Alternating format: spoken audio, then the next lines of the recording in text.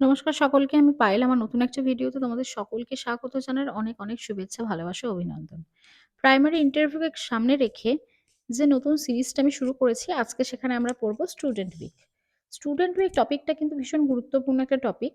তার কারণ বর্তমানে স্টুডেন্ট উইক চলছে এবং ২০০২ সালে যেহেতু শুরু হয়েছে, সুতরাং কারেন্ট টপিকের মধ্যে এটা পড়ছে। তোমার ইংরেজি মিডিয়ামের যে ইন্টারভিউ হলো ৩১ এবং ৩০শে ডিসেম্বর, সেখানেও স্টুডেন্ট উইক নিয়ে কিন্তু প্রশ্ন করা হয়েছে। সুতরাং তোমরা বুঝতেই পারছো যে স্টুডেন্ট উইকটা কতটা গুরুত্বপূর্ণ। খাতা পেন নিয়ে বসে পড়ো এবং আমি যে কথাগুলো বলছি, আমি যেভাবে তোমাদের লিখে লিখে পড়াচ্ছি, তোমরা ওইভাবে লিখে লিখে পড়ো, তাহলে তোমাদের পড়াটা কিন্তু আরো অনেক কংক্রিট হবে। তো চলো শুরু করি স্টুডেন্ট উইক। পশ্চিমবঙ্গ সরকারের মাননীয় মুখ্যমন্ত্রী মমতা বন্দ্যোপাধ্যায় ২০২২ সালে এই স্টুডেন্ট উইকের ঘোষণা করেন। এবং এই স্টুডেন্ট উইক কোন দপ্তরের মাধ্যমে পালিত হয়? শিক্ষা দপ্তর। পশ্চিমবঙ্গ সরকারের যে শিক্ষা দপ্তর রয়েছে, সেই দপ্তরের অধীনে এই স্টুডেন্ট উইক পালন করা হয়।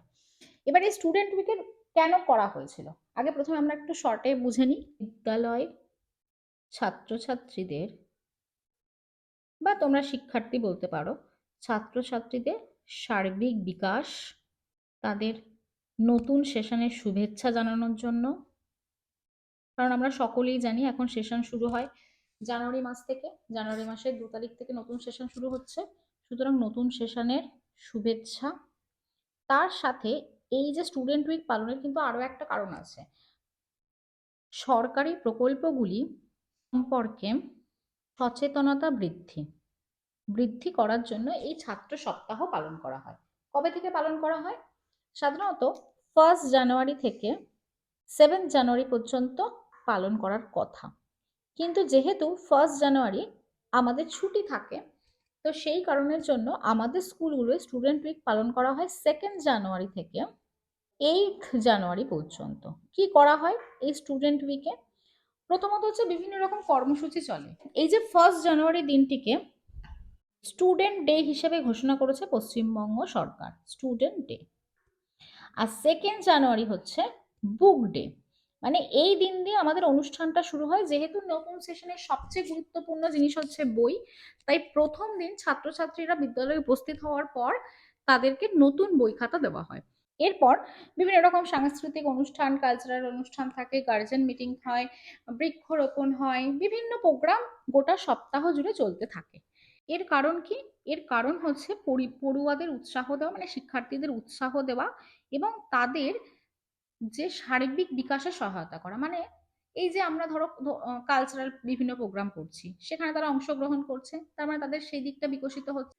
এবার এই স্টুডেন্ট উইকের মূল উদ্দেশ্য কি প্রথমে আমরা দেখে নিই।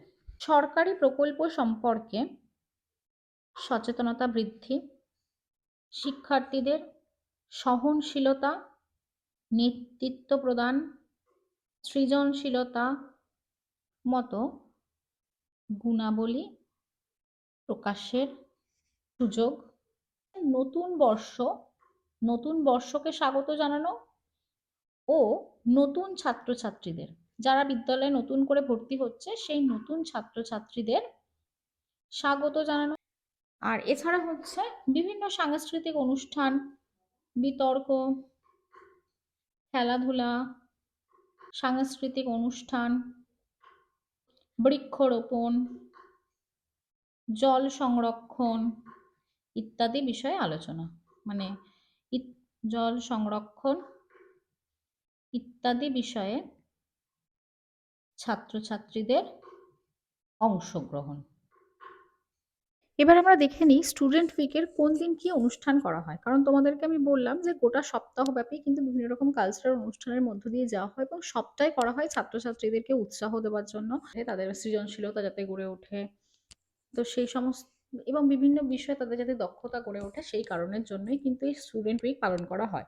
এবার এই যে 7 দিন ধরে বিভিন্ন রকম অনুষ্ঠান চলে, তারই মোটামুটি একটা রূপরেখা আমি তোমাদেরকে দেওয়ার চেষ্টা করছি যে কিরকম ভাবে এই অনুষ্ঠানগুলো হয়। এবং সরকারের তরফ থেকে একটা গাইডলাইন থাকে যে কোন দিন আমরা কোন অনুষ্ঠান করব। স্কুল ভেদে সেগুলো পরিবর্তন হতে পারে, কিন্তু মোটামুটি একটা গাইডলাইন সরকারের পক্ষ থেকে দেওয়া থাকে। এবার সেটাই আমি তোমাদের সঙ্গে আলোচনা করছি। 1 জানুয়ারি ছুটি থাকে, 2nd জানুয়ারি থেকে আমাদের অনুষ্ঠান শুরু হয়। 2nd জানুয়ারি কি হয়? বুক ডে। প্রত্যেকটা ছাত্রছাত্রীর হাতেই, যারা নতুন ক্লাসে আসছে বা নতুন ক্লাসরুম দেখিয়ে দেওয়া হয় এবং সেদিনকে তাদের হাতে বই তুলে দেওয়া হয়। 3rd জানুয়ারি, এবার এই 3rd জানুয়ারির দিন কি করা হয়? PTM, parents teacher meeting. এবার তার বিষয়বস্তু কি থাকে? তার বিষয়বস্তু থাকে সরকারি বিভিন্ন প্রকল্প সম্পর্কে সচেতনতা, জল সংরক্ষণ, বৃক্ষরোপণ, বাল্যবিবাহ, ডেঙ্গি সচেতনতা ইত্যাদি বিভিন্ন বিষয়ে সেদিনকে পেরেন্টস টিচার মিটিং হয়। 4th জানুয়ারি, 4th জানুয়ারি কি হয়? সাংস্কৃতিক অনুষ্ঠান। সেদিনকে নাচ গান বিদ্যালয়ের ছাত্রছাত্রীরা পরিবেশন করে। 5th জানুয়ারি, 5th জানুয়ারি কি হয়? বৃক্ষরোপণ, অর্থাৎ তাদের পরিবেশ সচেতনতা সম্পর্কেও কিন্তু সেদিনকে বলানো হয়, যাতে তারা মানে প্রধান শিক্ষক তাদেরকে পরিবেশ সচেতনতা সম্পর্কে বলেন, সেখানে কেন জল সংরক্ষণের প্রয়োজন আছে, কেন আমাদের বৃক্ষরোপণ করা উচিত, কেন আমাদের গাছপালা কাটা উচিত নয়, সেই সমস্ত বিষয়ে প্রধান শিক্ষক বলেন এবং বৃক্ষরোপণের একটা ছোট অনুষ্ঠান হয় এবং স্কুল বিল্ডিং পরিষ্কার। 6th January, 6th January drawing competition, quiz এইসব হয়। 7th January poster making, TLM making, story telling, writing competition, story writing, reading competition, এই সমস্ত কম্পিটিশনগুলো করানো হয়। 8th জানুয়ারি হচ্ছে 8th January yoga, food festival programme করা হয় এবং গোটা সপ্তাহ জুড়ে যে বিভিন্ন প্রোগ্রামগুলো হলো সেখানকার পুরস্কার বিতরণী অনুষ্ঠানটাও করানো হয়। ও তার মাঝে একদিন নবীনবরণের অনুষ্ঠানটাও করানো হয়, সেটা অনেক স্কুল 2 তারিখেও করে, অনেক স্কুল আবার এই স্টুডেন্ট উইক চলাকালীনও করে।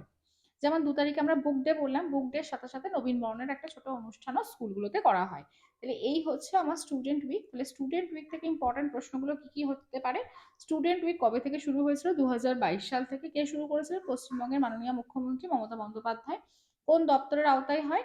শিক্ষা দপ্তরের আওতায় হয়। স্টুডেন্ট উইক কোন তারিখ থেকে কোন তারিখ পর্যন্ত পালন করা হয়? স্টুডেন্ট উইকের উদ্দেশ্য কি? এবার স্টুডেন্ট উইক কিভাবে?